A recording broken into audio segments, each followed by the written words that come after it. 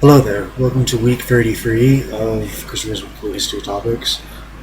First off, before I begin this topic, I'd like to apologize for not being in since September or something. I think the last time I made a video was the week of September 15th. So, sorry if I haven't been around. I've just been really busy with school and with personal stuff. So, anyway, this is going to be another historical election video, and mainly because this happened twice, I'm covering two presidential elections in this video. First, the election of 1896, and then the election of 1900. Now, the election of 1896, there are two contenders for this. The Republicans nominate a guy from Ohio. His name is William McKinley. And wait 1 minute. Yeah, they nominate him. I think he's like the governor of Ohio at that time, around 1896. So they nominate him, and the Democrats actually nominate. Around this time, there's what's known as the populist movement going around, and in the Democratic Party there is a populist wing. The main Democrat that really is at the center and control of this populist wing is William Jennings Bryan from Nebraska. Wait 1 minute.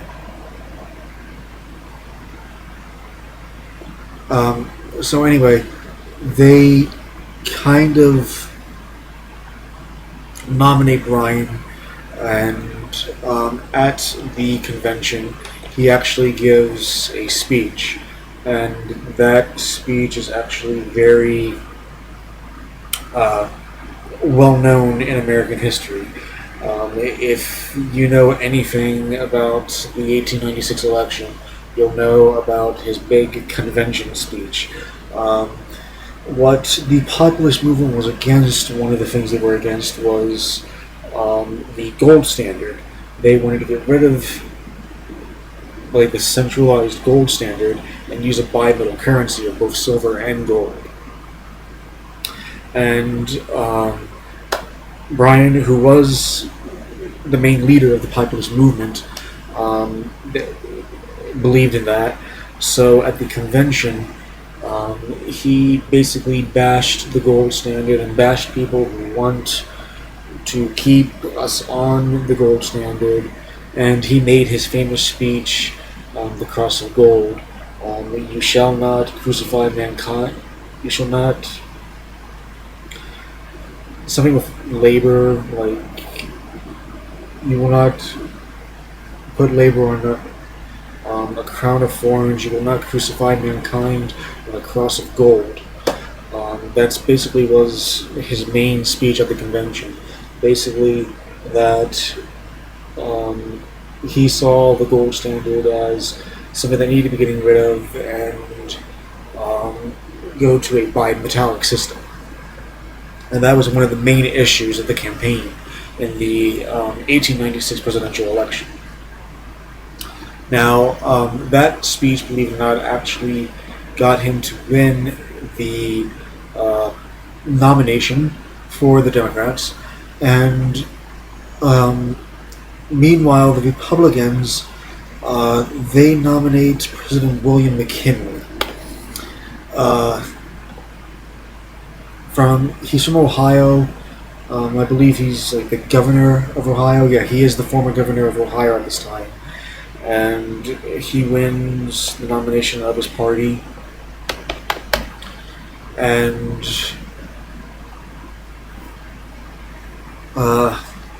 yeah, I don't know that much about 1896 election to tell you all the details, but McKinley does end up winning in the end, of course, due to mainly just kicking back, not really. He gives speeches, but not as much as Brian gives, and he sort of is more laid back than Brian is. Um, so anyway, he wins the 1896 election. Um, Between 1897, when he is inaugurated into office, and 1900, if you know your American history again, we had the Spanish-American War. Now, the Spanish-American War actually saw the rise of his naval secretary um, marching up San Juan Hill and defeating the Spanish. This was Theodore Roosevelt, of course. So when it came time in 1900, of course, William McKinley was going to run for re-election, and he put his Secretary of the Navy, uh, Roosevelt, for the party nomination as for vice president to help out the ticket and basically show McKinley as like a war hero and a wartime president. Like, I fought the Spanish and I won, and this is the guy who helped me. So vote for us in 1900, and everything's good. The Democrats, they for somehow some odd reason nominate William Jennings Bryan again. He is actually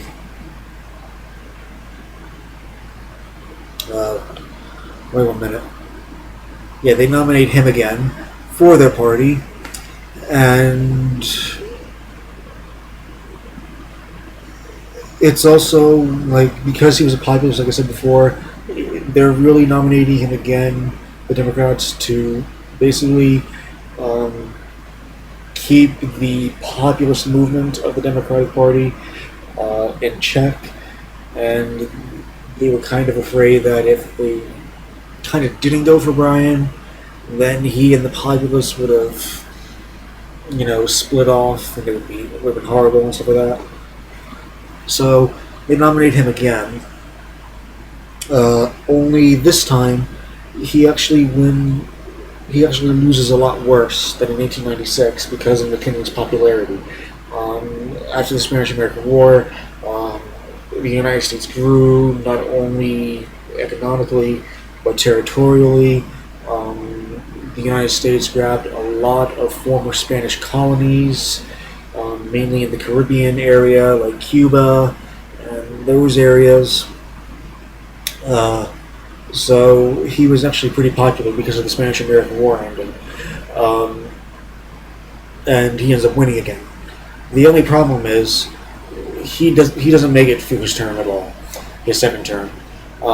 In September 1901, he actually gets shot by an anarchist named Leon Czolgosz, and his vice president, the Spanish-American War hero, Theodore Roosevelt, takes office. So that's basically the overview of two presidential elections. The reason why, again, I did them both at the same time was because the same candidates ran in both elections. In 1896, it was McKinley versus Bryan. In 1900, it was McKinley versus Bryan again. So I thought I would just combine them. So that's basically it.